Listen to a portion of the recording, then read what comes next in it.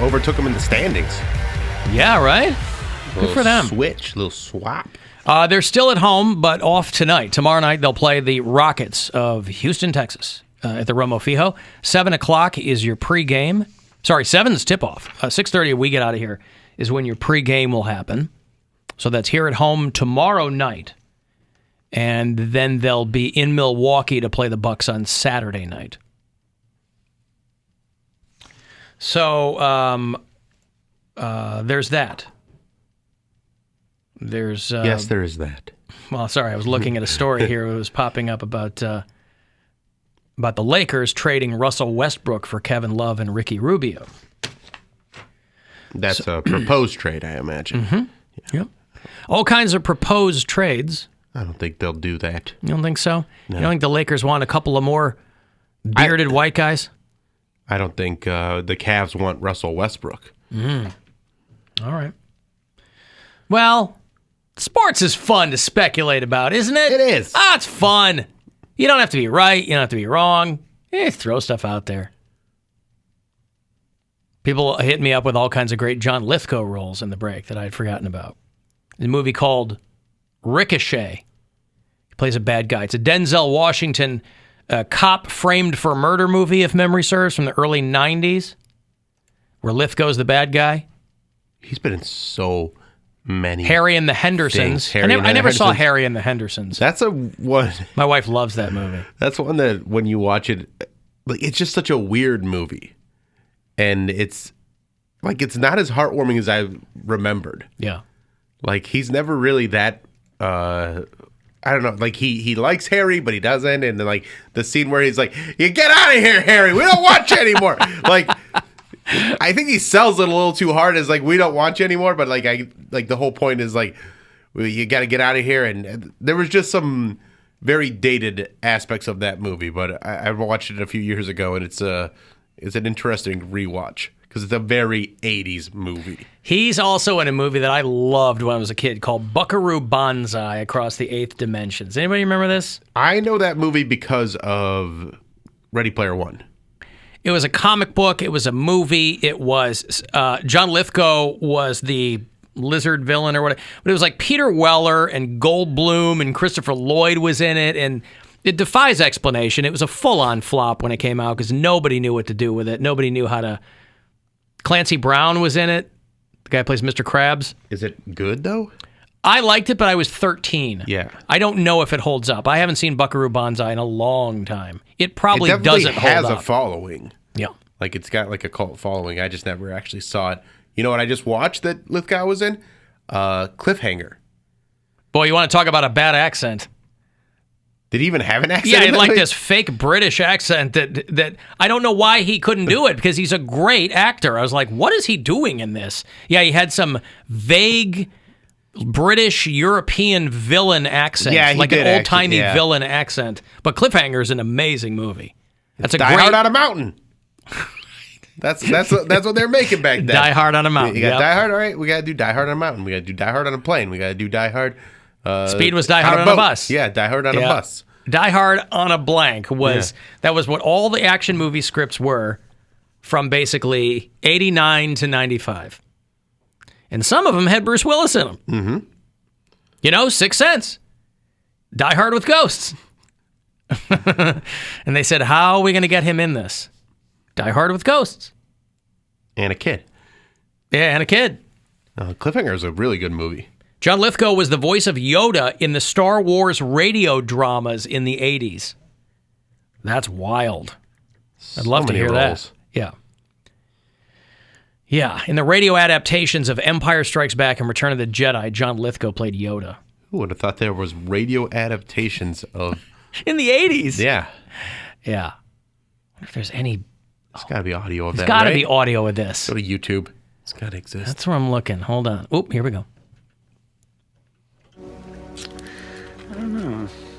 I feel like... Feel like what, stranger? Like we're being watched. Oh, don't shoot! Away, put your blaster! Oh, no. It doesn't even sound like him. No, I mean, even he's for a good actor. Well, it's better than his accent in Cliffhanger. He should have done Yoda in Cliffhanger. Your helicopter put away. The money give me. My walking stick have I? No harm to you or the droid, I mean.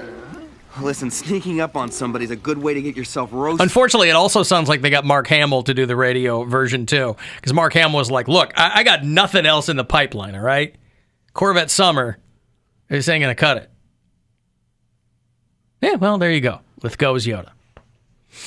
Congratulations to him. You know, we were on a lot of promos because Magic down the hall, station of the Mark Nolan show, they're playing Christmas music. And I was in the loo, and they were playing the Jackson 5 version of I Saw Mommy Kissing Santa Claus. And, you know, I guess it's a harmless song, but I'll tell you what I don't like. And I know it's a really old song. I never paid that close attention to it, so, you know, my apologies for going at this a different way. But it's Michael Jackson singing this song. Jackson 5 Christmas album. Lord knows when that came out. You're probably talking the 70s, right? The Jackson 5 Christmas album had I Saw Mommy Kissing Santa Claus. And they're playing it on Magic when I'm taking a pre-show dump. So I'm listening to it. And I'll tell you, the cut of this kid's jib, I don't like it. Because he goes, I saw Mommy kissing Santa Claus. And that's fine, right? I'm not going to talk to Mom about it. But he goes, I'm going to tell my dad. Snitching? I mean, listen, man, you're a kid, all right? But you're a famous kid. But he's also very scared of his dad. Yeah, Joe Jackson, boy. He would have beat the crap out of those kids. Yeah. Well, you better tell me, you son of a bitch. Yeah, and he would have beat the crap out of Santa Claus, too. That's not the lady you want stepping out on their husband. It is true. I don't think they called him Joe, though. It was Joseph. Everyone called him Joseph. He's not the stepping out guy? He's not, is she really going out with him? Not that Joe Jackson? That's not Michael Jackson's father? I mean, he was stepping out. Yeah. On their faces. Right. No, he cheated, too. I don't want you, I don't want you, I don't want you, I don't want you, I don't want you, I don't want you no more. Oh, that was a famous line in that movie. What movie? The Jacksons miniseries? Oh, no, it wasn't a miniseries. They had the Jackson, or it was like the Jacksons, the American Dream or something like that. And it was like that was the miniseries. Oh, was it? I was going to say, yeah, no wonder it was a made-for-TV movie that I think it was like 6 hours long. Yeah. Was that the one in the 80s? Yeah, the one in the 80s, yeah. Didn't see that. And I remember seeing parts of it. Wow, they're that iconic. They had the whole family. I wonder if that's streaming anywhere. I'm sure you can watch it. But Angela Bassett plays Michael Jackson's mom. And it was just an iconic scene where Joe Jackson is talking to his side piece on the phone, and he sends his wife out to go get him like some cookies or something like that. And she walks out to the guest house, and she has a feeling that her husband's stepping out on her. So I guess back then the phones were they didn't have one line. They were that rich, but they couldn't afford multiple lines. So she goes to the guest house and opens up lifts up the phone and hears him talking all greasy to his side piece. Mm-hmm. He's like, I sent this bitch out to give me cookies. She's like, oh yeah, you did that for me. And then she walks back. Is that when she lights his car on fire and walks back to the house? That's another movie. Oh, it is? That's another movie. I just expect Angela Bassett to be lighting guys' cars on fire every time I see her. Well, I was worried when she was here to induct somebody into the Rock and Roll Hall of Fame. It was Tina Turner, I believe. Tina Turner into the Rock and Roll Hall of Fame, right. I was worried she was going to drop an incendiary device on stage or something. I just associate her with explosives. See her in things. And Amazon Prime. So. Sweet. Yeah, and it is...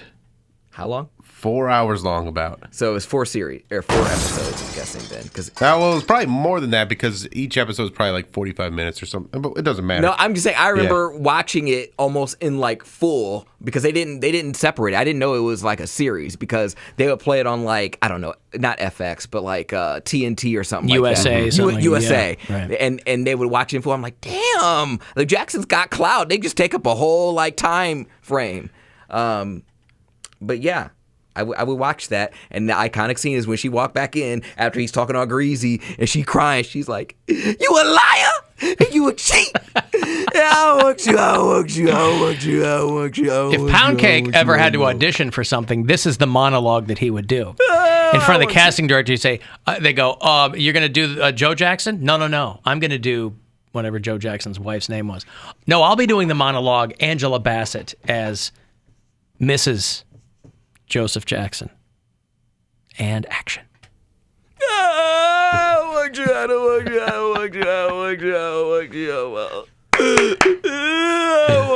Yeah. And scene. And scene. Author. They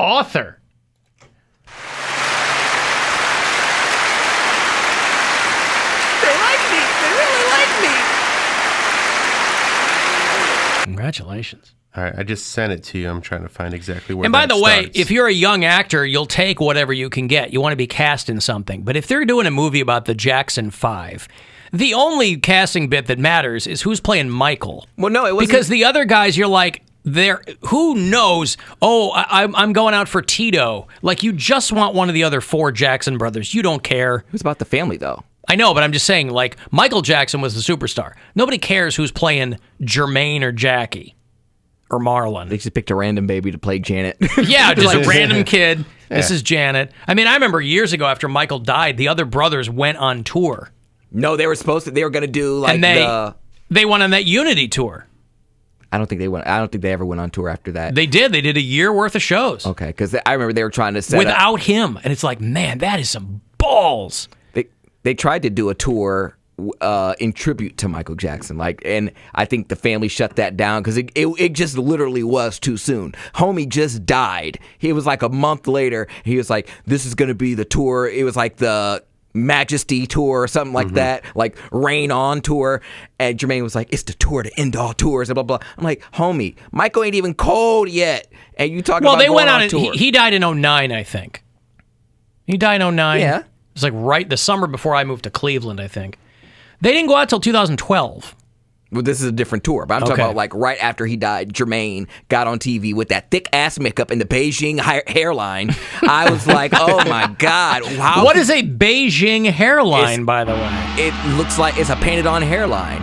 Why is it called a Beijing hairline? That's the name of the brand. It's Beijing. Oh, it's not like a reference to product. China. Yeah. No, I they see. call it was like you got the Beijing, and that's the name of the paint. I see. They paint on your hairline. Sum Ting Wong, Wee Tu Lo, Ho Li Fook, and Bang Ding Ao. Yeah. Cleveland, for those of you who don't remember going to that show, it's because Cleveland was one of the 12 cities that got canceled from that Jackson 4. They were smart to not call it the Jackson 4 because that would just put a spotlight on the fact that the biggest person, draw yeah. in the world is dead. Well, they would get sued probably because I don't think they own the name. No, they own Jackson 5. These guys can call themselves anything else they want, probably. They don't own Jackson 5. That's No. I'm saying somebody owns Jackson 5. These guys could have probably gone out as the Jackson 4. Or they just the Jacksons. That's what they changed it to after Yeah. they left Motown. Yeah. I sent you a clip from that movie. Is it And Poundcake's monologue? It's Poundcake, and I think it starts around like the 2-minute 20-second mark. 2 minutes. Okay. Looked at Angela Bassett coming. You're a liar. And it was for I sent you a TV. money order. Did you get it? Oh God, the guy that is that. Oh God, is that the guy that played Freddie Boom Boom Washington in Welcome Back, Kotter? Playing Joe Jackson? Okay.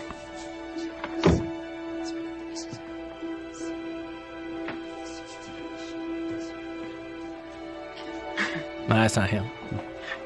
I heard her. I heard everything. I knew it was wrong. I knew it. It rang twice and hang up. I knew it was a signal. It was a signal so you could call her back. I can't tell what the hell she's saying. I know, it's not a great version. Jackson's an American dream. Wait, continue going because he goes to part. I heard. She's been in this house. In a bed. Okay, listen to me. Listen. You gotta stop playing with us. Huh? That's why you don't want. I'll tell you what. When you are filming a physical scene with Angela Bassett, you're gonna get bruised. Yeah.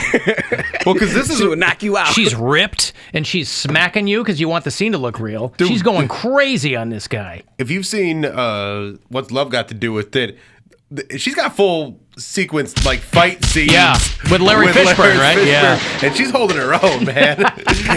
She's bobbing and weaving like that. The one in the limousine, no, the one in the limousine, she's like throwing kicks and she's like slapping her elbow, being like, "Here it comes!" Bam! Yeah. Is that all you got? So Angela Bassett in real life must be working out some stuff too, because she always plays these women who get to kick a guy's ass. She set the scene for all the people that have to play the role of the woman that gets cheated on and beat Yes. up. Edie Falco learned a lot from her. Sure. J-Lo in that movie Enough, where she learns to box because her husband's beating her up. Sure. You didn't get the best part yet. What would the boys do that? This is mine. You're a liar. And you're a cheat. And I don't want you. No, I don't want you. I don't want you. I don't want you. I don't want you. I don't want you no more. Trust me, Katie. I'll never hurt you.